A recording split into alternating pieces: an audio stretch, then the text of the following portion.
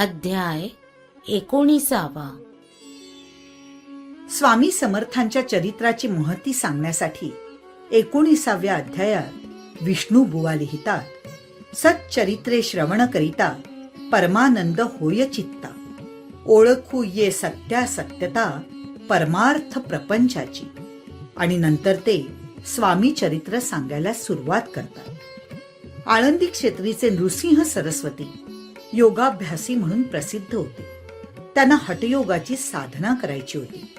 त्यासाठी ते योग्य गुरुच्या शोधात होते. अनेक तपस्वी संन्याशांबद्दल त्यांनी माहिती मिळवली होती, पण ज्यांना गुरुस्थान द्यावे असे तपस्वी नृसिंह सरस्वतींना सापडत नव्हते. म्हणून स्वामी दर्शनाची इच्छा मनी धरून एकदा ते अक्कलकोटला आले.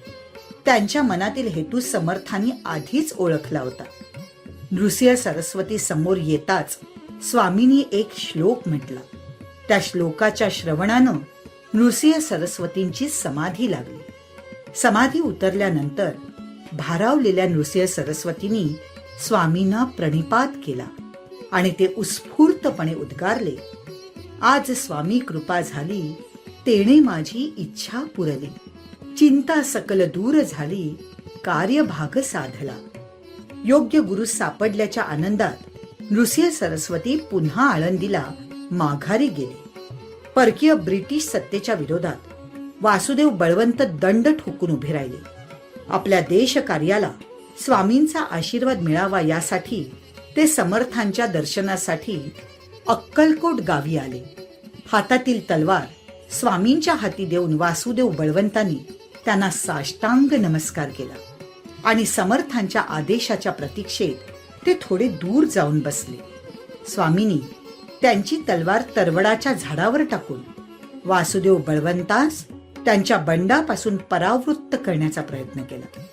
पण जिद्दी वासुदेव बळवंतांनी इंग्रजांविरोधात बंडाचा झेंडा उभारला. मात्र ते अपयशी ठरले. संसाराला विटलेले अक्कलकोट गावचे सरदार तात्या भोसले यांनी मनशांतीसाठी स्वामी सेवेचा मार्ग स्वीकारला. मायापाश तोडून ते स्वामींचरणी लीन झाले. एके दिवशी अचानक त्यांना यमदूत दृष्टीस पडला.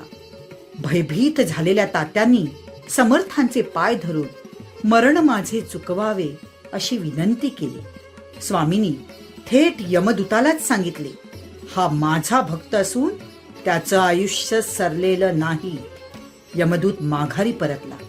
समर्थांच्या कृपाशीर्वादामुळे तात्या भोसले यांचा मृत्यू टळला. भक्तांसाठी स्वामी महाराज काय चमत्कार करतात हे श्री स्वामी चरित्रातील तात्यांच्या उदाहरणानं दिसून येतं.